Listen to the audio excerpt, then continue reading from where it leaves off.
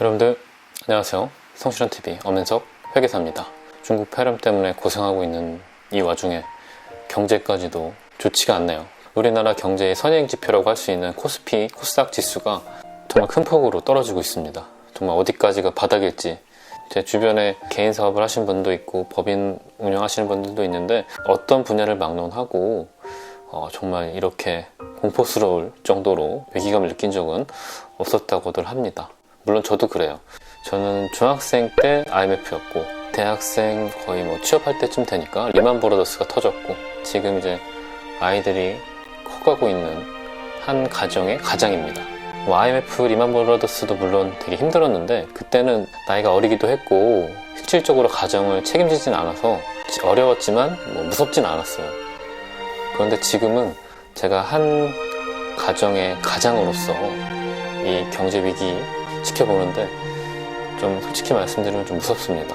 지금 생각해보니까 그 당시에 가장이셨던 우리 아버지들은 대단하셨던 것 같습니다. 이번 영상은 요거만 하면은 세금을 합법적으로 최대 10년 동안 안 낼 수 있는 방법이 있습니다. 여러분들에게 진짜 도움이 되고자 만든 영상이니까요. 좀 길더라도 끝까지 봐주시고 이 영상은 꼭 주변에 사업하시는 분들, 특히 소상공인들에게 좀 공유를 좀 많이 해주셨으면 좋겠습니다. 궁금하신 분들은 끝까지 봐주시고 구독과 좋아요, 알람 설정까지 무료인 거 아시죠?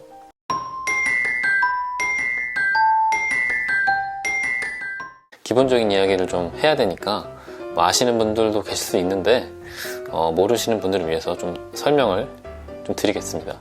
이게 사업자가 있습니다. 세금 신고를 해야 되는데요. 어떤 방식으로 세금 신고를 하냐면은 바로 장부를 작성하는 방식도 있고요. 추정해서 계산하는 방식, 이 두 가지가 있는 겁니다. 추계신고 방식도 단순경비율을 적용할 것인가 기준경비율을 적용할 것인가 이 두 가지로 나뉘는데요. 이 단순경비율, 기준경비율 얘기는 제가 예전에 영상 올린 적이 있으니까 그 영상을 좀 참고해 주시고요. 이번 영상에서는 이 얘기는 좀 빼도록 하겠습니다. 그래서 장부를 작성한다고 하면은 이 장부 작성 방법도요. 간편장부라는 게 있고 복식부기 장부가 있습니다. 이 복식부기 장부는요 누가 쓰느냐면은 업종별로 매출액이 요 금액 이상이신 분들, 예를 들어 직전 과세기간 수익 금액이니까 지금 2020년이잖아요. 그럼 2019년도 매출액이 도소매업, 부동산 매매업 하시는 분들은 3억 이상이면은 복식부기로 장부를 작성하셔야 되는 거고요. 제조업 같은 경우 제조업, 숙박 및 음식점업은 매출액이 1억 5천 이상이신 분들은 복식부기 장부를 쓰셔야 되는 거고 마찬가지로 부동산 임대업이나 기타 전문 서비스 업들은 7,500만원 이상이신 분들은 복식부기로 장부를 쓰셔야 되는 분들입니다. 그러면 이 간편장부는 누가 쓸 수 있느냐? 바로 신규 사업자랑 복식부기 의무자가 아닌 분들, 이런 분들은 간편장부로 장부를 작성해서 세금 신고를 하는 겁니다. 그렇다면 오늘 말씀드릴 게 바로 이건데요. 장부를 쓰면 좋은 점이 뭐냐면요. 사업상 적자, 우리 이거를 결손이라고 부르는데 이 결손을 최대 10년 동안 공제받을 수가 있습니다. 예를 들어 볼게요. 내가 2020년도에 지금 중국 폐렴 때문에 사업상 적자가 4천만 원이 난 거예요. 근데 사업이 회복해서 2021년에는 수익에서 비용을 뺀 이익이 1천만 원이 났고 2022년에는 그 이익이 2천만 원이 났다 라고 가정을 한번 해보겠습니다. 이때 내가 2020년에 장부를 작성해서 세금 신고를 했다면 요 2021년도에 벌어들였던 1천만 원을 2020년도에 발생했던 적자 4천만 원 중에서 1천만 원을 공제받을 수가 있어서 2021년도에 그 소득을 0으로 만들어주는 게 바로 2월 결승금 공제입니다. 이제 적자 3천만 원 중에서 2천만 원을 2022년에 사용할 수가 있어서 또 마찬가지로 과세 소득을 0으로 만들어서 세금을 안 낼 수 있는 최대 10년간 이런 식으로 2월 공제를 적용받을 수가 있고요.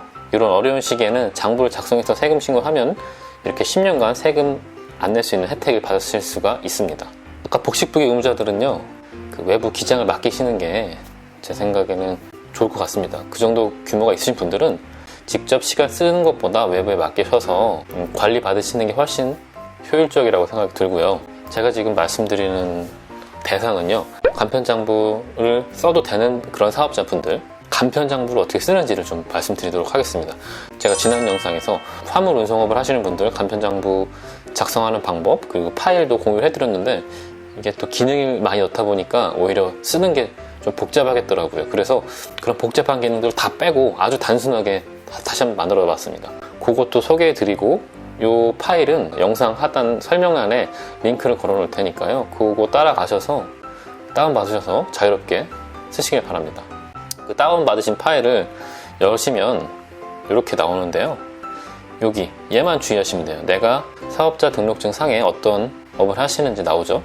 업종을 입력할 때 여기 띄어쓰기도 잘 입력을 해 주셔야 된다는 얘기입니다.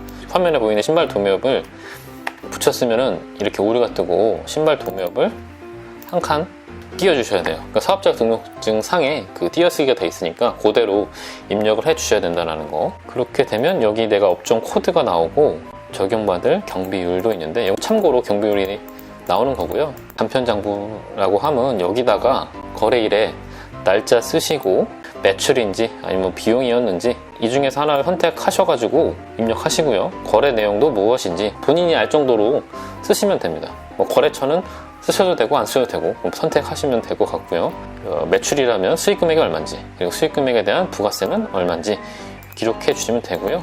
여기 마지막 요 비고란도 요 거래와 관련된 증빙이 뭔지, 세금계산서인지, 계산서인지, 현금 영수증인지, 신용카드인지 이런 것들을 선택해 주시면 됩니다. 비용도 그 증빙들이 있잖아요. 그 증빙을 갖고 그 증빙을 이 간편장부에다가 기록을 해 주시면 됩니다.